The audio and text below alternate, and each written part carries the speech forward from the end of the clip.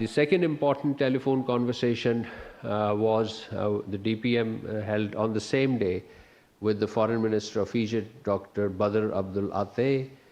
He also spoke on the same day with the Foreign Minister of Turkey, and he also spoke with the Foreign Minister of Turkey on 27th March and then on 31st March. On 28th March, the DPM held a telephone conversation with the UN Secretary General, Mr. Antonio Guterres. They exchanged views on the evolving situation in West Asia and its implication for international peace and security. The DPM underscored that United Nations remains indispensable to conflict prevention and resolution, and reaffirmed Pakistan's unwavering commitment to diplomacy and dialogue as the only viable pathway towards sustainable peace.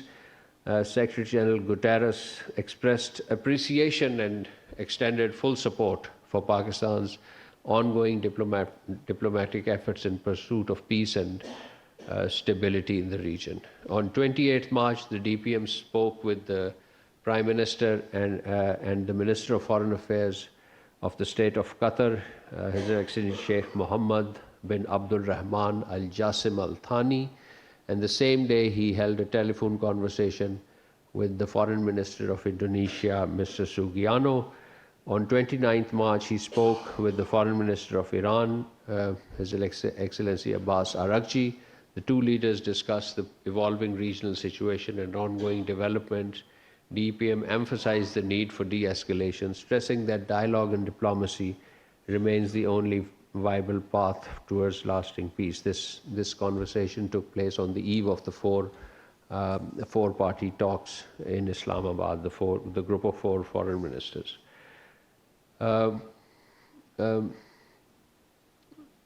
Ladies and gentlemen, through this week you must have seen an important post by our Deputy Prime Minister allowing that the government of Iran has allowed 20 more ships under Pakistan flag to pass through the Strait of Hormuz. 2 ships will cross the strait daily, and he said that this was a welcome development and constructive gesture by Iran, which deserved appreciation. It is a harbinger of peace and will help usher stability in the region. This positive announcement marks the meaningful step forwards towards strengthening our collective efforts in this direction of dialogue, diplomacy, and such confidence-building measures are the only way forward. And you must have observed the subsequent appreciation of this gesture and this initiative. Finally, ladies and gentlemen, you must have seen on Tuesday the 8 foreign ministers, that is of Pakistan, Egypt, Jordan, United Arab Emirates, Indonesia, Turkey, Saudi Arabia, and Qatar issued a joint statement condemning and forthrightly rejecting the continued restrictions imposed by Israel on freedom of worship of Christians and Muslims in occupied Jerusalem, including the prevention of Muslim worshippers from accessing Al-Aqsa Mosque and Haram al-Sharif, and the prevention of Latin Patriarch of Jerusalem and the custos of the Holy Land from entering the Church of the Holy Sepulchre to celebrate the Palm Sunday Mass. The foreign minister renewed their condemnation and rejection of any Israel attempts to alter the legal and historical status quo of the Muslims and Christian holy sites in Jerusalem. The ministers reaffirmed their absolute rejection of the illegal restrictive measures by Israel against Muslims and Christians in Jerusalem, including preventing Christians from accessing the Church of Holy Sepulchre to perform their religious mass. They stressed the necessity of respecting the legal and historical status quo of Jerusalem and its Muslims and Christian holy sites. Reiterated that Israel, as the occupying power, has no sovereignty over occupied Jerusalem, and underscoring the need to halt all measures that impede worshippers to access these places of worship.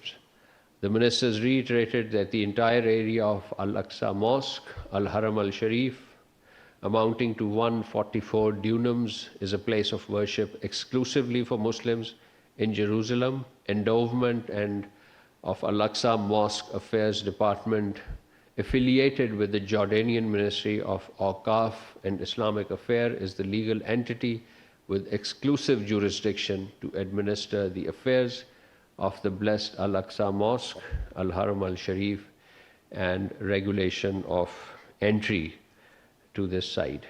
They also called on the international community to adopt a very firm, strong position that compels Israel to halt its ongoing violations and illegal practices against Islamic and Christian holy sites in Jerusalem and the violation of the sanctity of these holy places. With this, I conclude my opening remarks, and now the floor is open for question answers.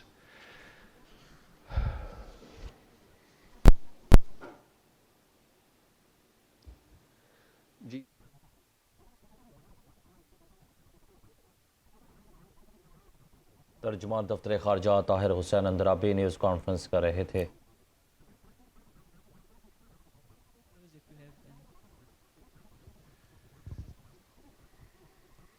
Talks between Pakistan. Yes, these talks, you meaning the talks that are being taking place in Urumuchi? Yeah. Yes, Pakistan has sent its delegation. Pakistan has sent its delegation to Urumuchi in line with its consistent position and long-standing practice of supporting credible process that can help durable solution to sanctuaries in and sanctuaries in and across border to stop the cross-border terrorism from Afghanistan. Our participation is a reiteration of our core concerns. The burden of real process, however, lies with Afghanistan, which must demonstrate visible and verifiable actions against terrorist groups using Afghan soil against Pakistan. Thank you. Ji Mateen Sahab. Thank you, Mr. Spokesperson. So at the end of talks between Chinese and Pakistani Foreign Minister, a 5-point peace formula was agreed upon. Since Pakistan is mediating between United States and Iran, so this 5-point formula, please confirm, has been shared with Iranians and with Americans. If so, what is their response? And what is the next phase of this after Beijing?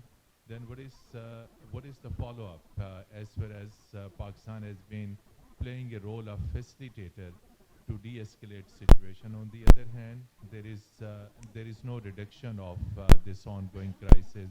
American-Israeli war is continuing against Iran. Thank you. Any follow-up?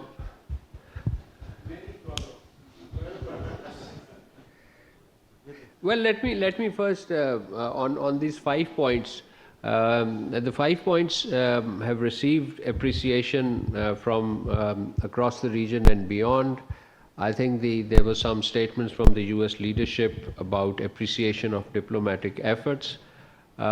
You must have noticed the commonalities between the 5-point peace plan announced in Beijing with the 7-point summary of the four-party talks, the group consultations that were held in Islamabad. So there's significant commonalities in those groups, and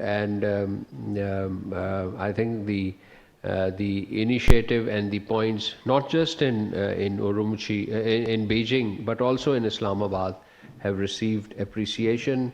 It is an effort towards ending war. It is an effort towards cessation of hostility, and it is an effort towards paving the way for a sustainable pathway towards finding the lasting settlement of this ongoing hostilities. Thank you.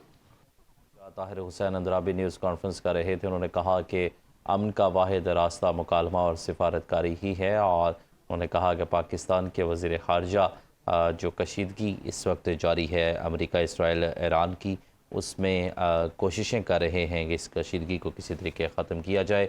उन्होंने ये भी कहा कि वज़ीर-ए-आज़म ने ईरानी सदर से भी गुफ्तगू की है और ईरानी सदर ने अमन के लिए पाकिस्तान के मुस्बत किरदार को सराहा है।